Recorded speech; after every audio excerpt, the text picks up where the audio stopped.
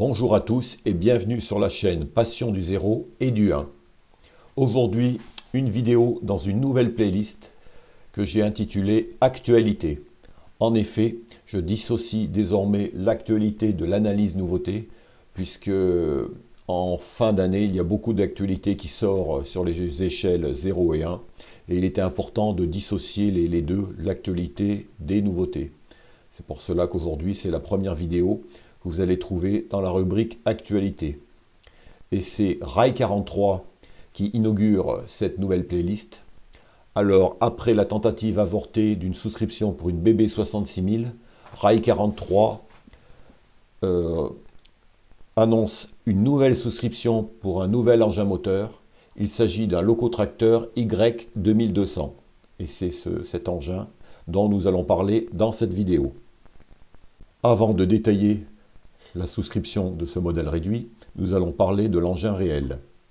Alors, construit à partir de 1952, la famille des Y2100, 2200 et 2300 annonce l'unification des locotracteurs de la SNCF.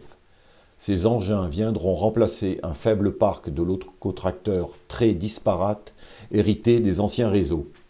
Ils remplacent aussi les machines à vapeur de manœuvre avec leurs nombreuses séries de 0,30 et de 0,40 dédiées à ces tâches obscures mais ô combien indispensables. Il faut savoir que bien que d'un aspect similaire, les engins de cette famille, des petits locotracteurs de moins de 30 tonnes, comportent de nombreuses différences bien visibles pour des yeux un peu exercés. En dehors du côté mécanique, que l'on ne verra pas beaucoup en modélisme, les carrosseries présentent les différences bien visibles, à commencer par le nombre de fenêtres latérales de la cabine, 3 sur les Y2100 contre une grande baie coulissante sur les autres modèles, et des joints en caoutchouc autour des vitres, les capots de tailles différentes, la grille de ventilation est avant haute et large sur les Y2100, haute mais étroite sur les Y2200, et un simple trou pour les Y2321 à 2340, les ouïes sur les panneaux de capot, avec ou sans, et d'autres petits détails comme l'aménagement de la cabine, etc., etc. Alors la série des Y2100 sera construite par BDR à partir de 1952. La série des Y2201 à 2320 sera construite par Moïse et Décoville à partir de 1956. Et la série des Y2321 à 2340 sera construite par Decoville à partir de 1960. Ces engins servent aux manœuvres dans les dépôts, les ateliers, les gares marchandises, mais ils sont aussi aptes à circuler en ligne avec une charge légère pour assurer des trains de desserte ou la livraison d'un ou deux wagons à un embranchement particulier grâce à leur vitesse de 50 km/h. Ils sont répartis sur l'ensemble des régions de la SNCF et ces engins y feront une belle carrière. Les premiers réformés le furent à la fin des années 70. Après réforme, certains de ces engins commencèrent une nouvelle carrière, soit dans des entreprises privées assurant la manœuvre de wagons sur leur embranchement, ou bien dans les entreprises de travaux, soit toujours au service de la SNCF, mais désormais considérés comme des outils, les LOCMA, généralement dans les ateliers. Certains y officient encore de nos jours. Revenons maintenant au modèle réduit.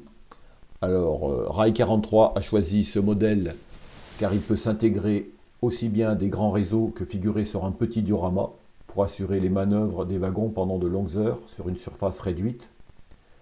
Par exemple, les modèles de réseau linéaire que je vous ai présentés pas plus tard qu'il y a une semaine, c'est l'idéal d'avoir un petit engin comme ça. Donc c'est un modèle idéal pour démarrer dans l'échelle 0. Alors quelques caractéristiques de ce modèle. Les pièces rentrant dans sa composition feront appel à plusieurs matières selon leur destination et usage, plastique, métal et même photogravure pour représenter la grille de ventilation du radiateur ou les marchepieds. La caisse est en plastique injecté, le châssis en métal, 2 essieux moteurs dont un avec suspension, tampon à ressort, support d'attelage pour attelage Lenz ou bien attelage à vis fonctionnel comme en réalité, cabine aménagée et éclairée, phare avant et arrière fonctionnel, décoration fidèle suivant les époques et les versions, Les modèles seront livrés en version analogique, mais un prééquipement avec platine et prise normalisée permettra l'installation facile d'un décodeur, voire d'un décodeur son avec emplacement prévu pour le haut-parleur. Une option digitale est aussi prévue. Les décorations proposées couvrent toutes les périodes des origines jusqu'aux versions de fin de carrière en LOCMA ou d'entreprise privée. Selon son modèle habituel, Rail 43 opte pour la souscription participative pour le lancement de ce petit locotracteur. Celle-ci est ouverte depuis le 26 septembre 2024 et sera active jusqu'au 30 décembre 2024. L'objectif modeste, s'il en est d'atteindre les 200 souscriptions minimum à la clôture. Afin de remercier les modélismes qui opteront pour la souscription, Rail 43 propose des prix attractifs et dégressifs suivant les quantités commandées. Pour atteindre le prix le plus intéressant, vous pouvez vous regrouper. C'est ce que font actuellement les sections régionales du Cercle du Zéro et des Amis du Zéro. En effet, le prix pour un exemplaire est fixé à 378,90 €, alors que à partir de 5 exemplaires, le prix tombe à 299,20 €, soit une économie de près de 80 € sur ce petit engin, rappelons-le, livré, monté et peint, mais en version analogique pour l'instant. Dans l'immédiat, Rail 43 ne réclame aucun paiement. Celui-ci ne sera effectué qu'à partir de janvier 2025 si la souscription atteint le seuil minimum de 200 exemplaires. Voyons désormais les 10 versions proposées par Rail 43 pour ce petit locotracteur Y2200 de la SNCF. On commence par la première référence 431 020. Il s'agit donc du locotracteur Y2200 de la SNCF, châssis noir, caisse vert 306, traverse rouge. Il est en époque 3, c'est-à-dire 1956-1968, avec son premier numéro. La deuxième référence, c'est-à-dire la 431 021, il s'agit du même véhicule que précédemment, sauf que celui-ci est livré avec un deuxième numéro pour les modélistes qui souhaiteraient par exemple avoir 2 exemplaires sur leur réseau.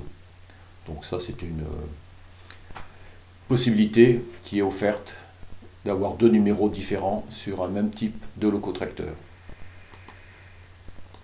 En ce qui concerne la troisième référence, il s'agit de la 431 022, un locotracteur Y2200 de la SNCF, châssis noir, caisse vert 306, mais cette fois-ci avec une traverse jaune. Il est toujours en époque 3, c'est-à-dire 1956 à 1968, avec un premier numéro. La référence suivante, la 431 024, un locotracteur Y2200 de la SNCF, châssis noir, caisse vert 306, traverse jaune, bande jaune en disposition d'origine, alors toujours en époque 3, mais couvrant la période de 1962 à 1975, avec son premier numéro. La référence suivante, 431 025, est un locotracteur Y2200 de la SNCF, châssis noir, cette fois-ci avec une caisse vert 301, traverse jaune, avec des bandes jaunes différentes de la référence 431 024. Mais il est toujours en époque 3, couvrant la période 1962 à 1975, et là donc il est livré qu'un deuxième numéro différent du premier. Les 2 références suivantes sont les locotracteurs Y2200 de la SNCF qui portent les décorations finales. Alors la 431 026 avec châssis gris, caisse vert 301, traverse jaune avec bande jaune en disposition d'origine. Donc il couvre l'époque 3 de 1962 jusqu'à la Réforme. Et là il est livré avec son premier numéro.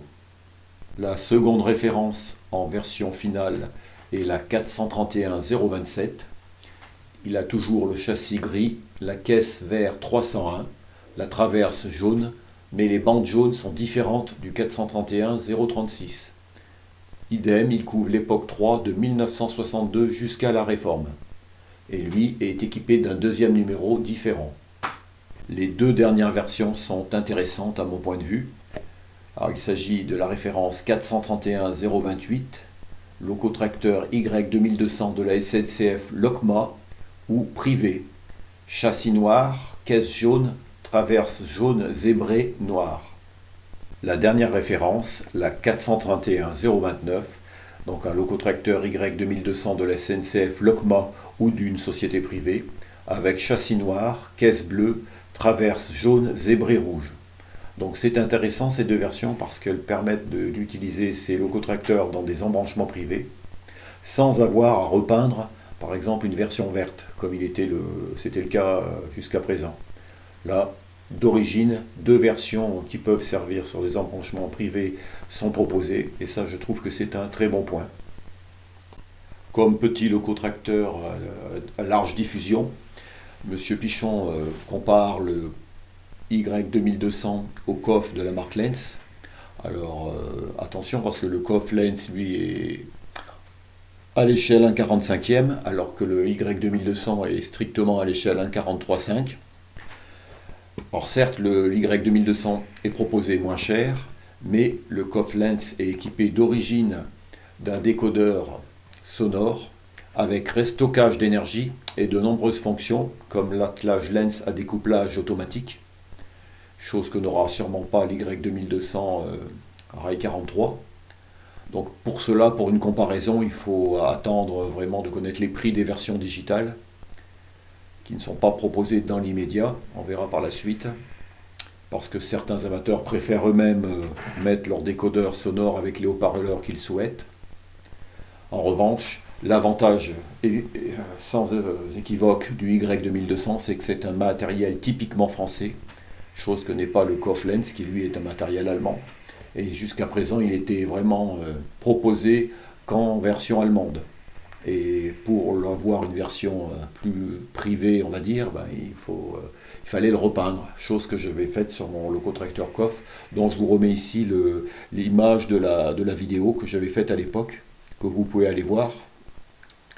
Pour conclure cette vidéo, saluons cette initiative louable de Rail 43 de proposer un engin de petite taille qui sera utilisable tant pour un débutant qu'un expert confirmé. Il pourra être utilisé par exemple dans une gare pour les manœuvres des wagons, il pourra être utilisé dans un dépôt, il pourra être utilisé dans un réseau modulaire type industriel avec embranchement particulier. Donc c'est vraiment l'engin idéal pour se faire plaisir à un prix correct. Après, l'idéal serait de l'acheter en version groupée pour bénéficier du meilleur tarif, afin qu'ensuite la version digitale soit équivalente en coût à ce qu'on peut trouver sur le marché, par exemple comme le COF Lenz. Et d'ailleurs, il serait souhaitable d'avoir une version digitale d'origine, montée en usine, pour abaisser le coût de l'achat par la suite d'un décodeur sonore, de trouver les sons qui vont bien, etc. etc. Voilà ce que l'on pouvait dire donc sur ce petit locotracteur Y2200 dont nous reparlerons sûrement par la suite. Et bien ici se termine cette vidéo, je vous dis à bientôt pour une prochaine.